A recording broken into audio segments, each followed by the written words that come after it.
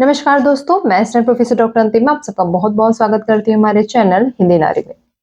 दोस्तों आज हम बहुत हल्के-फुल्के टॉपिक पर बात कर रहे हैं लेकिन बहुत इम्पोर्टेंट भी है क्योंकि हम कोई भी कंपटीशन की तैयारी करना स्टार्ट करते हैं, कोई भी एक टारगेट लेके पढ़ाई करना स्टार्ट करते हैं तो सबसे इम्पोर्टेंट होता है उसमें कि हमारी डेली रूटीन क्या होनी चाहिए, कितने घंटा पढ़ें, कितने किस हिसाब से पढ़ें, किस पे ज़्यादा फोकस करना चाहिए। तो ये सबसे इम्पोर्टेंट है। मेरे पास भी बहुत समय से ये क्वेश्चन आता रहा है कि मैम कितना घंटे आप पढ़ती थीं या आपका टाइम टेबल क्या होता था? किस पे आप फ़ोकस ज़्यादा करती थीं? तो आज की वीडियो में मैं अपने टाइम टेबल, अपने शेड्यूल जो रूटीन मैं फ़ॉलो करती थी अपने पढ़ाई के समय, उस पे डिस्कस करूँगी। साथ ही इस आपको इससे रिलेटेड कुछ टिप्स भी और भी ज़रूरी बातें हैं, वो भी हम डिस्कस करते हुए चलेंगे। ठीक है? तो सबसे पहले हम स्टार्ट करते हैं अगर एक फॉर्मल फंडामेंटल टाइम टेबल की बात की जाए, तो सुबह उठने से लेकर के स्टार्ट होता है। अगर वो तो डिपेंड करता है कि आप मॉर्निंग पर्सन हो या नाइट पर्सन हो, कब आप ज़्यादा पढ़ते हो, उस पे हिसाब से आप टाइम टेबल बनाते हो। चूँकि मेरा रात में भी मैं आराम से पढ़ लेती हूँ, सुबह उठ के भी पढ़ लेती हूँ, मेरे संग ऐसा कोई इश्यू नहीं था। लेकिन फिर भी मेरा जो एवरेज उठने का टाइम रहा है, वो 7 बजे तक मैं उठ जाती थी।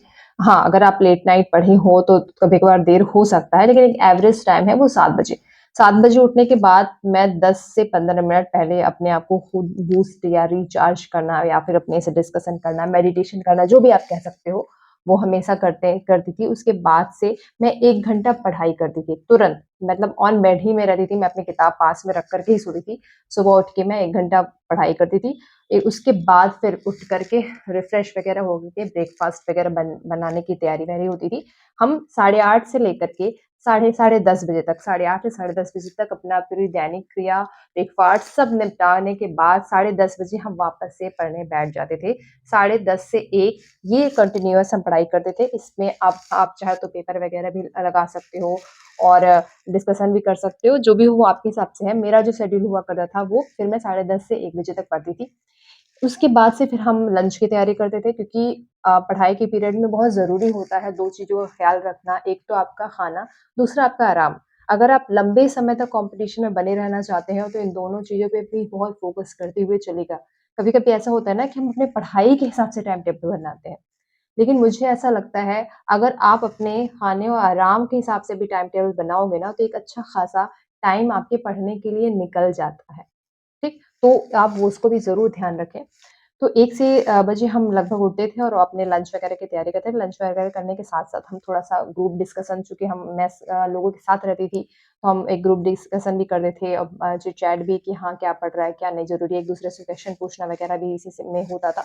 तो इस तरह से करते हुए हम लगभग ढाई बजे तक अपना लंच वगैरह डिस्कशन ये सब करने के बाद, ढाई से लगभग 4 बजे तक प्रॉपर रेस्ट करते थे।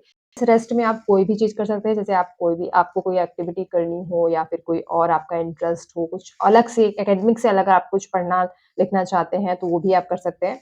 चूँकि मैं साथ में रिसर्च भी कर रही थी, तो मुझे अपने पीएचडी के लिए भी समय देना था, तो मैं दिन भर में 1 से 2 घंटा अपने पीएचडी को भी देती थी।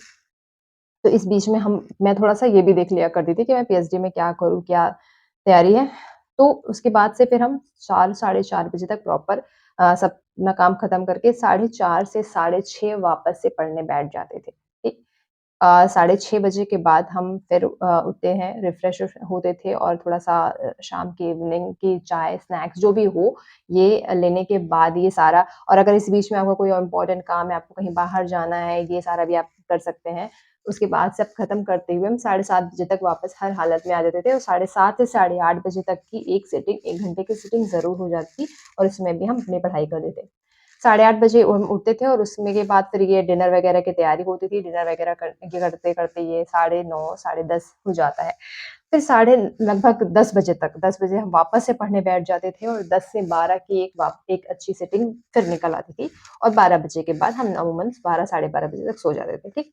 ये इन सब में मैं ये इसलिए ये बता रही हूँ कि मेरा टाइम टेबल बहुत ज़्यादा स्ट्रिक्ट नहीं है कि दिन भर ये करना है, दिन भर ये करना है और ना ही बहुत इस टाइम बच रहा है, वेस्ट हो रहा है।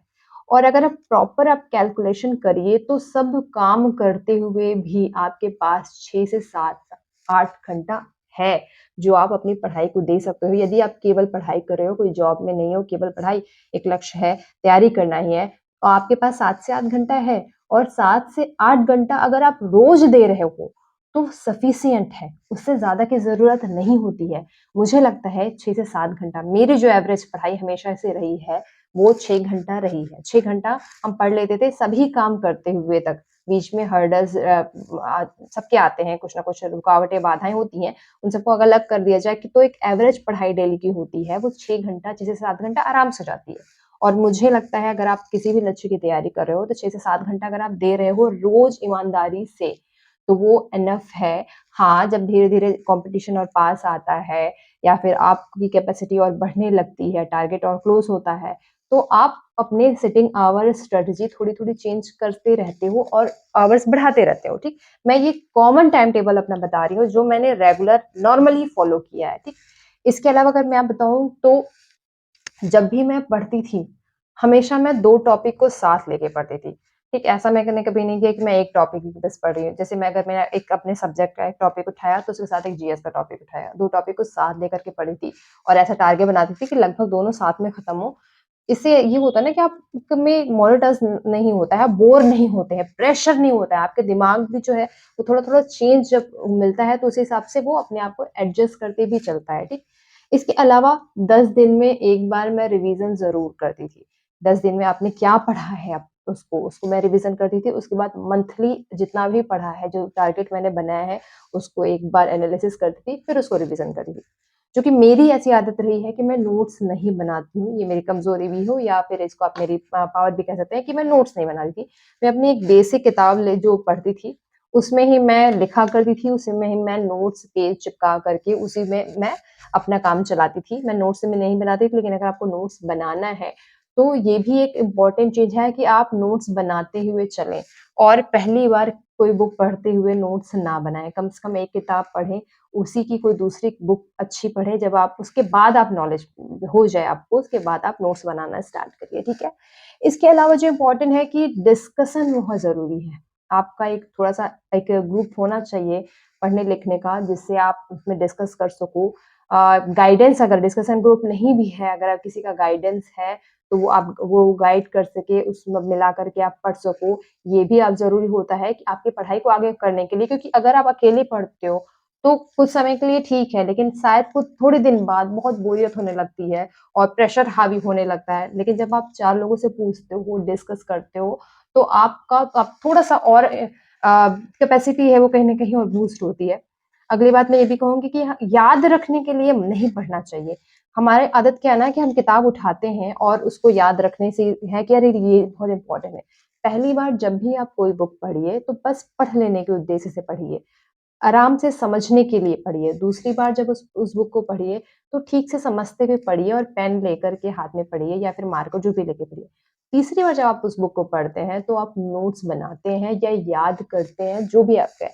लेकिन एकदम से याद करने के उद्देश्य से ही मुझे किताब उठाना है, फिर आप मुझे लगता है बहुत जल्दी वो आपके ऊपर हावी होने लगता है, प्रेशर जो है वो बढ़ने लगता है, ठीक?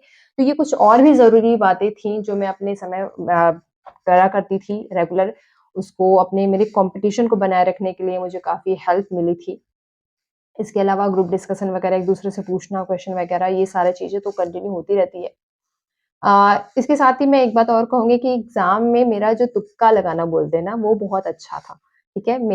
मुझे मेरी इस बात पे बहुत कॉन्फिडेंस था कि मेरे जो तुक्के होते हैं ना, वो कभी गड़बड़ नहीं होते हैं और ज़ाहिर-सी बात है, वो कभी होते भी नहीं थे जल्दी।